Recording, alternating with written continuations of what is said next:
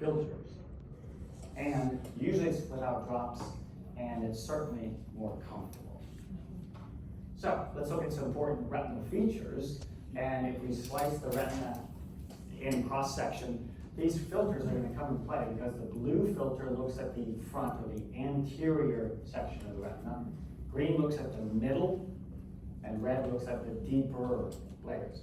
So it's cool that we can find where something is, left, right, up, or down, central, and what layer it's in. It's really amazing what these instruments can do. And look at this another way. The blue filter explores the very top layer, green middle, red lower level. Infrared goes even deeper into the choroid, which of course is below the retina. Speaking of which, let's think of the retina as being a little bit like a house. And the basement of the house is the RPE, the retinal pigment epithelium. Rods and cones are the house that's built on that basement. And the choroid would be a water table underneath the basement. If anything happens to the RPE, it's under stress, it crumbles, cracks, fluid can come in and dramatically impact both the architecture of the retina as well as the vision. So the RPE plays a huge role in the health of the retina. And one of the wonderful techniques that we have is called autofluorescence, or AF. AF looks at the health of the RPE, and a good situation is uniform gray that we see on the upper right. When the RPE becomes stressed, it turns white. And when the RPE is dead, it's black. So gray is good, white sick, black, it's dead. AF is a fantastic way for your doctors to diagnose and discriminate what's important and what's not. Look side by side, color, that doesn't look too bad all by itself, but when you turn on to AF, it's pretty dramatically worse. Many other examples. So remember, AF as a powerful technique that you can use when you go back to your offices. Now, if you've ever wondered how did all this technology come about, it all comes back to this little guy, Leaf, in 1990. And Leaf was 5 years old at that time, and he suffered a retinal detachment.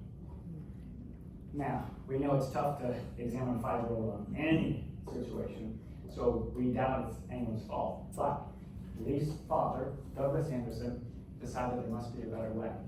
And so based on Leaf's experience, his father started the path of research and development and a lot of persistence, and that led to the Optimat.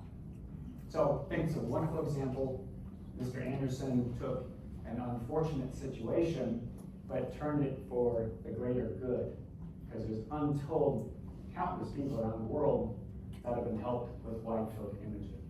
So it's sort of the ultimate of making lemonade out of lemons. Now let's look at what's available. So we have several contenders: that Aiden Centerview, Heidelberg, Selby Mountain by Essilor, Zeiss Claris, and Optos. How many people have the Centerview by Aiden? Excellent. So it does a nice job, and it used to be that we had to take, however, multiple images to get out to the periphery and then stitch it together. However, just a couple years ago, they came out with an attachment. This is sort of a cap that goes on the end of the camera and now allows that wide field imaging. Those of you that have it, do you have the attachment? All right, good. So I can make things much more streamlined. And we get beautiful color. Now that's from Cellview by Essilor. Who has this one? Oh, surprising, okay. All right, so Cellview was a Canadian company. Essilor bought them out a couple years ago, and they can do a nice job, but it does take 2 montage stitches to get the job done. Anyone have the Heidelberg Spectralis? All right, then real quick, does a great job with color, and at least in black and white, we can get out to ultra wide field. So how many practices have the Optimat?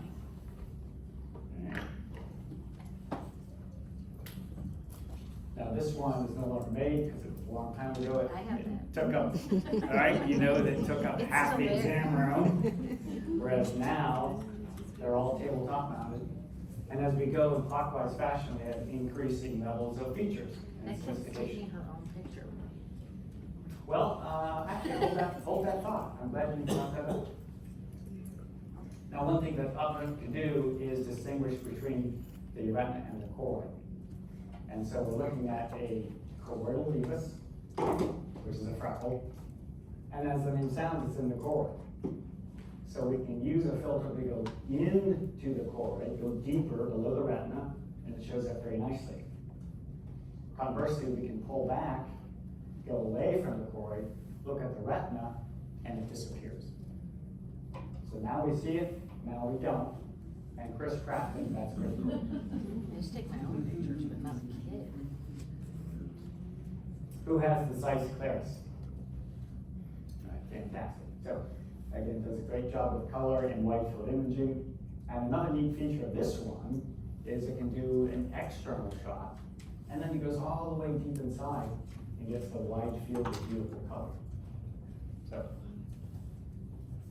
now, if we did a comparison slide, and let's say you went by the exhibit hall, which we would encourage you to do, and if you stop by the Optox booth, they'd probably say, well, we have the widest field. And if you went by Zeiss, they would probably say, well, we have true color. And if you went by the Eye Incentive, they might say, well, yeah, that's great, but we don't cost quite as much. And if you went to the Essilor booth, they would say, well, we're the lowest cost. And besides, we're Essilor Luxottica, and in a couple of years, we're probably gonna own everything anyways. Here's the timeline. Back in 1945 is when the binocular indirect microscope was invented. Not much happened until Leaf's episode in 1990, and then it took 10 years of development for the first optomatic to come on the market. And then we have other competitors that have joined. So that gives you a time frame of how this all developed. So, what's so great about wide field imaging? Well, we get out there, we find things that are hidden, it speeds things up, it's more comfortable, the doctor can catch and discover issues, and then decide, are we going to treat, are we going to monitor, or are we going to refer? And that's huge for establishing patients, because then we can follow the patient year after year after year. So here's what we would normally see with a traditional fundus camera versus wide field imaging. Now you read wide field versus ultra wide. So what does that mean? Wide field means it gets to the equator of the retina. And there's an area called vortex veins. That's really impressive to be able to do that, because that's halfway through, not just the retina, it's the halfway point of the eyeball. Ultra wide is ultra impressive because it goes even further forward.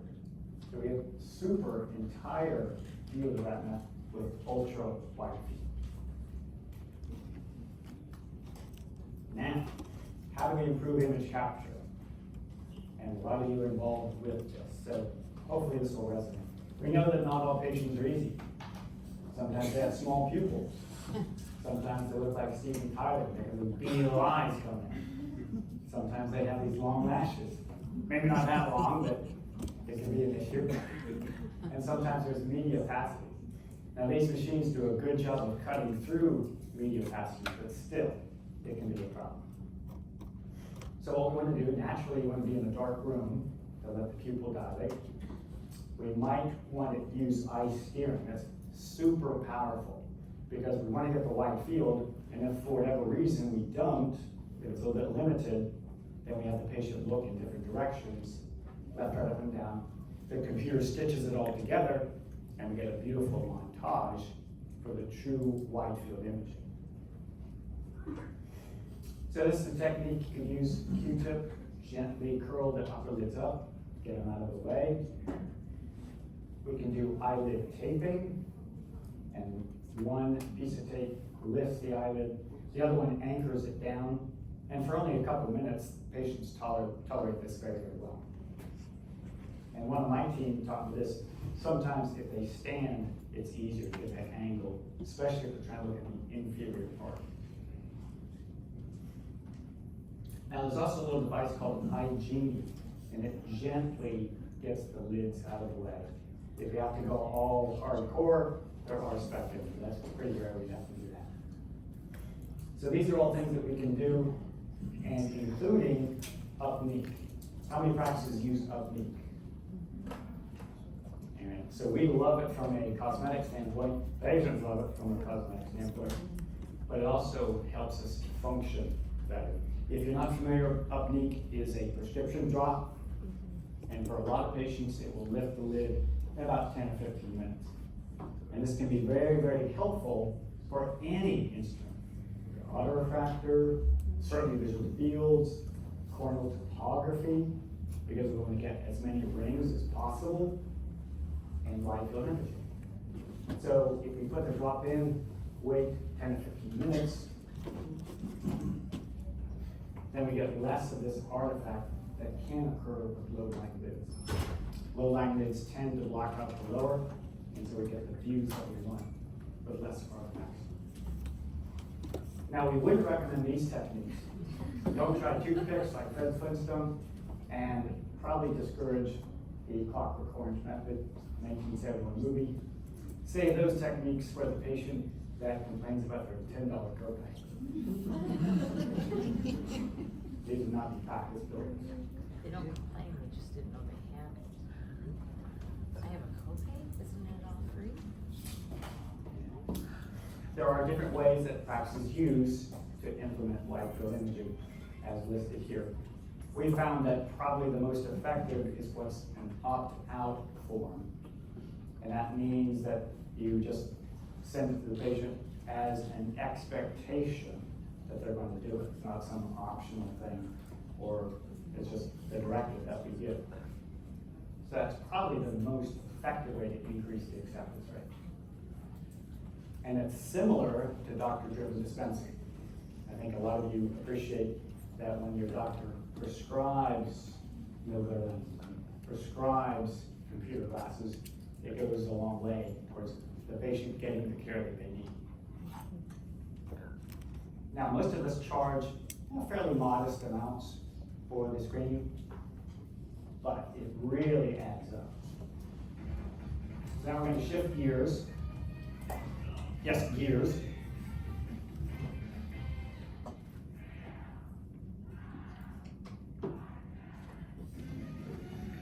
Now we're going to play the optometric field.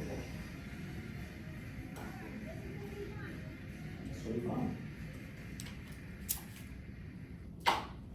So everyone wants happy patients, and it's sort of a contradiction in terms to be dilated and happy.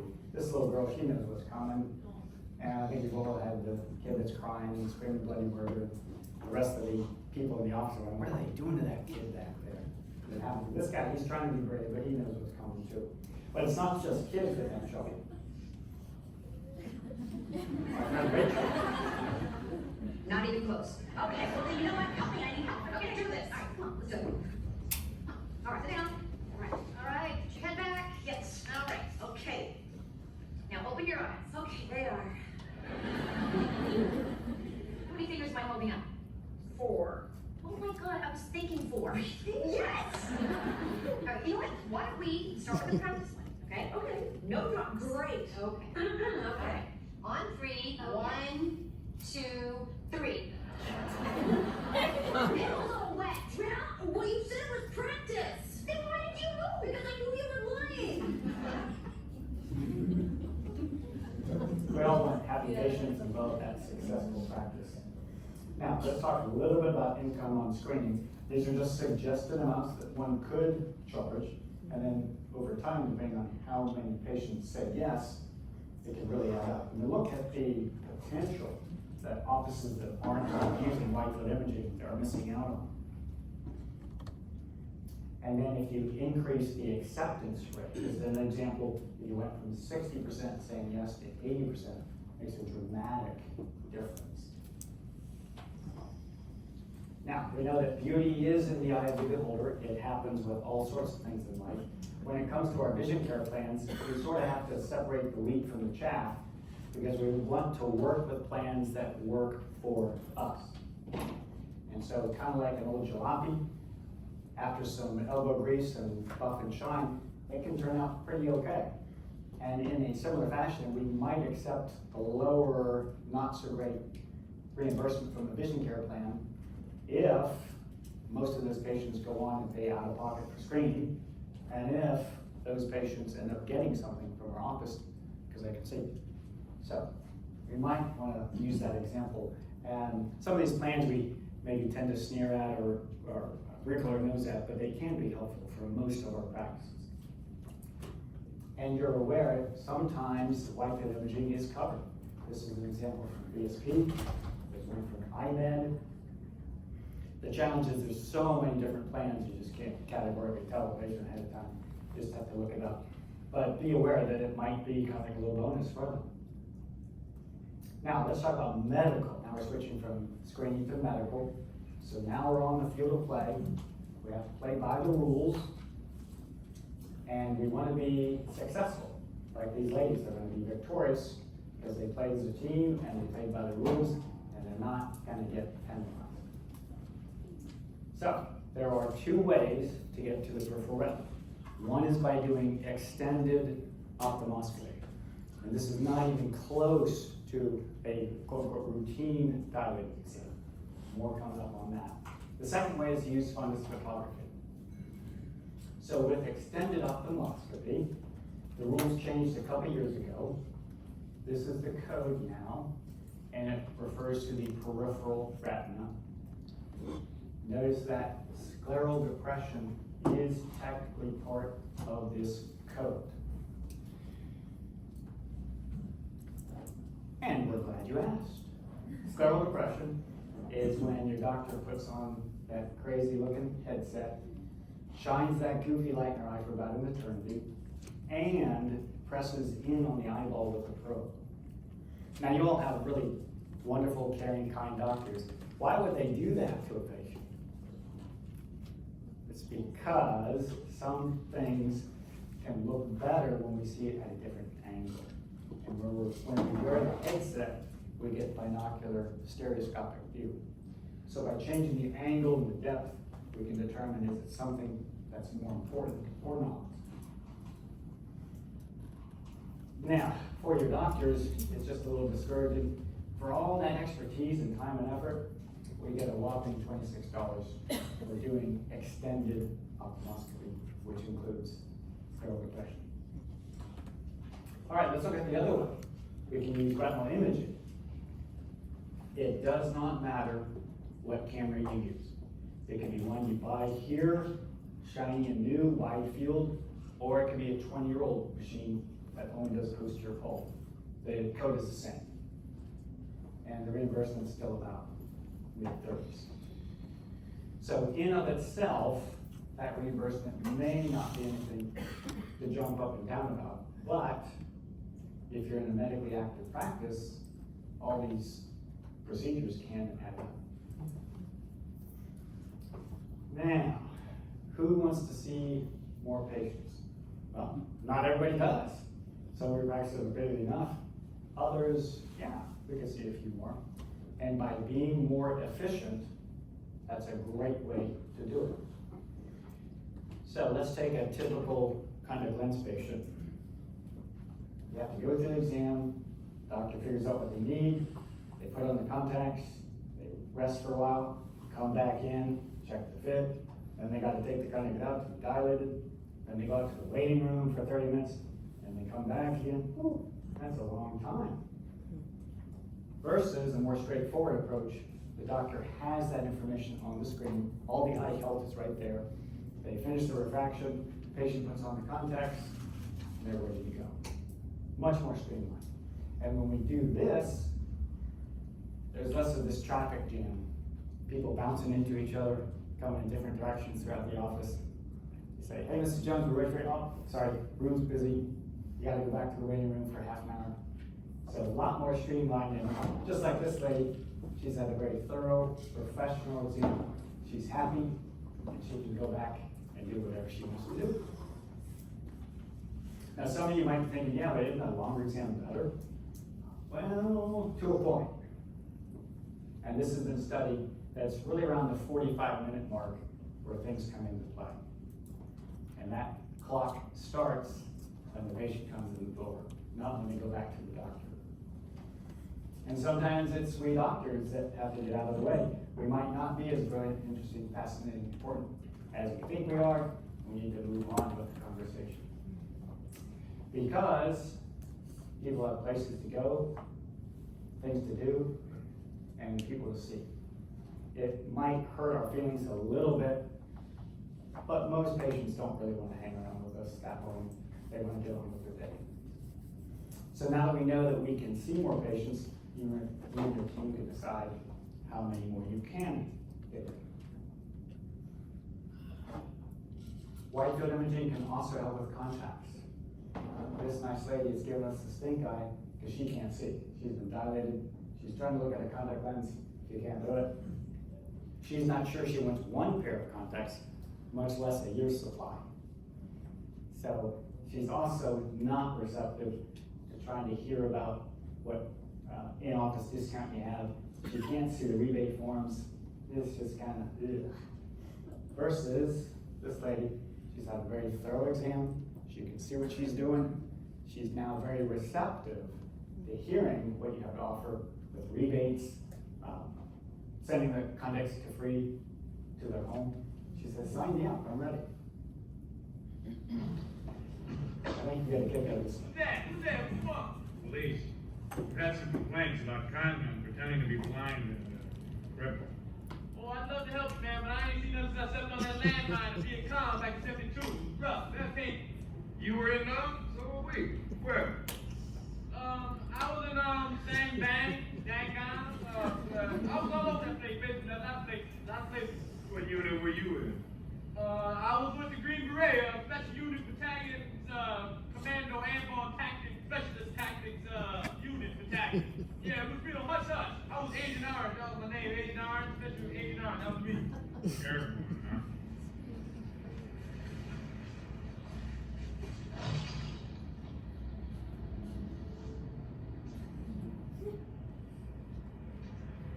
I can see! I have legs! I have the old shit again! Man! I can walk, Jesus! Praise Jesus! I appreciate you. Oh, this is beautiful! Thank you, I don't know what to do. God, Jesus! Praise Jesus! Wouldn't it be great if our patients picked up their contacts and they had that reaction? I can see!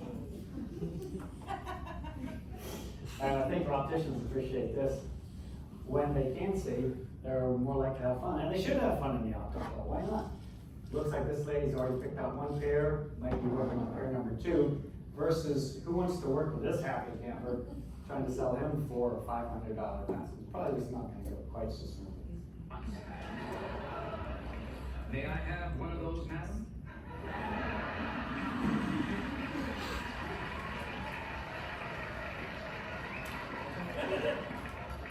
Madam? What are you calling madam? Ladies class. Here, sit right here. Gloria Vanderbilt collection. You sold me ladies glasses. Poor George got the wrong glasses, he couldn't see what he was doing. Just doesn't work out. So, nice thing is, patients that go through wide field imaging, we can see more patients because we talk about how they're more efficient and they're likely to get more from us because they can see what they're doing. So we have this kind of exponential effect.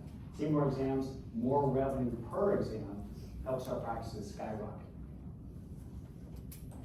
Now, referrals. Well, I'm sure the doctor that gets the report would much rather see a lot of this rather than a lot of that. And for documentation, this is something that's near and dear to your doctor's hearts. Certainly better to have this than try to do something like that. And all these images, of course, can be forwarded to a referring doctor or a second opinion. And I love that I can look at the chart later and then make annotations, so I don't have to be stressed about getting everything done right when the patient is in front of me. Education, I think this is where wide field imaging really, really shines. So notepads and models still have their place, but nothing, I mean nothing, replaces the patient seeing their own eyes. And it's on the screen in real time. We don't have to wait a week for the results to come back. It's right there. So they see what's going on with their eyes. Now they have a much better understanding. And when they have a much better understanding, they'll be more compliant. So which is better, showing the goofy light cry for eternity, and they have no idea what we see. They have no idea. Versus, we see right here what's going on. So now they understand why Mrs. Jones needs to come back in 3 months, or why she needs to see her primary care provider. They know exactly, even as lame, they can understand why this is so important. Now, we want to have that efficiency. We don't want patients hanging around feeling like they've been in our office all day long. Rather, they can have an efficient exam. It's very thorough, very professional. She's happy because she can go all about her day. She might want to get back to work, or she might just want to have lunch with her friends. But either way, she can enjoy the rest of her day. And just like you're developing these raving fans, improving those scores and recalls and reviews. So now let's talk about improving acceptance rate.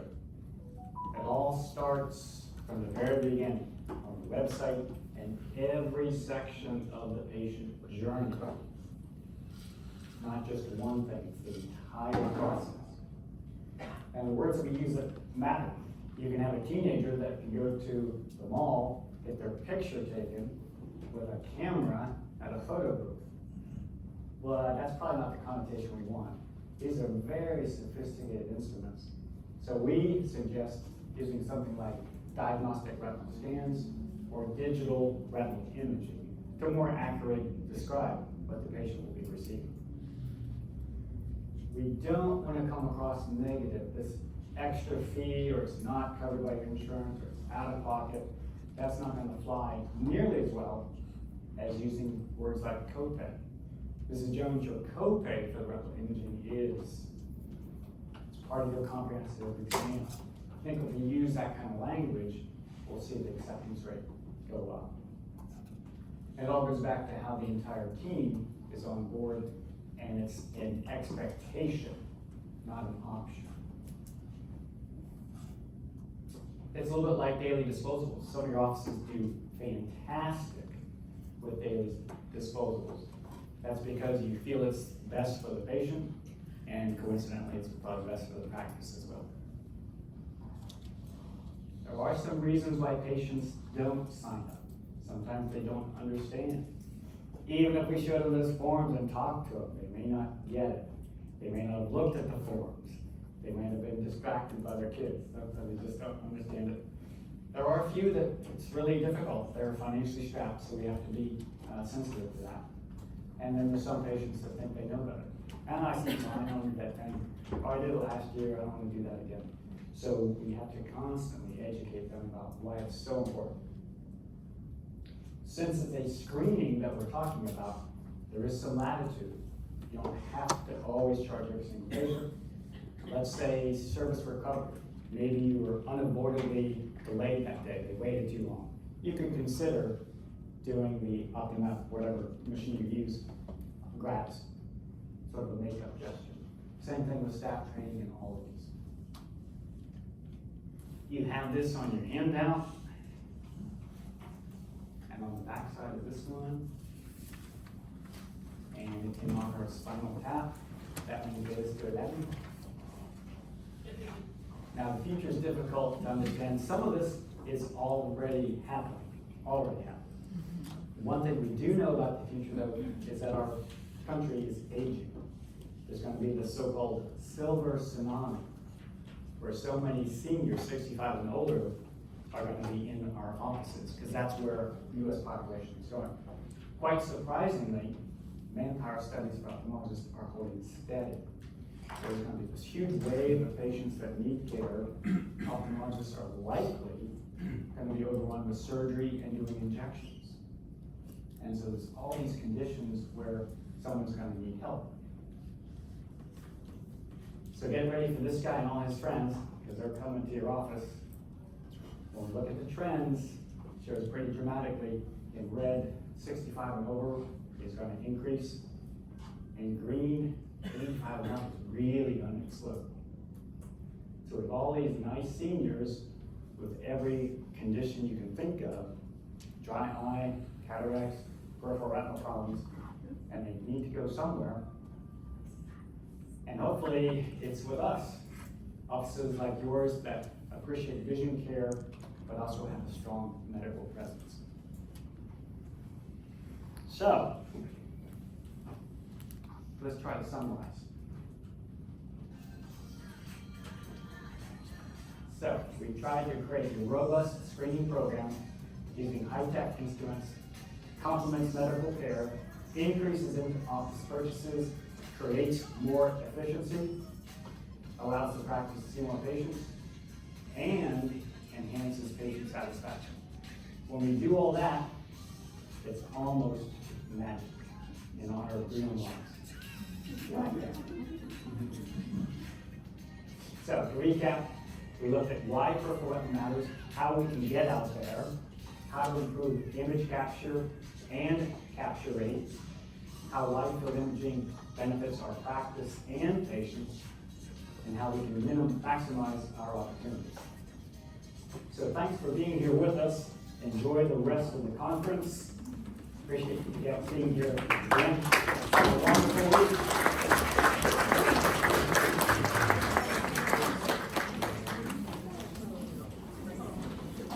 Hey guys, really quick, Kaylee at Petco over here again. I just forgot to give you the code for the app. So if any of you are doing the Petco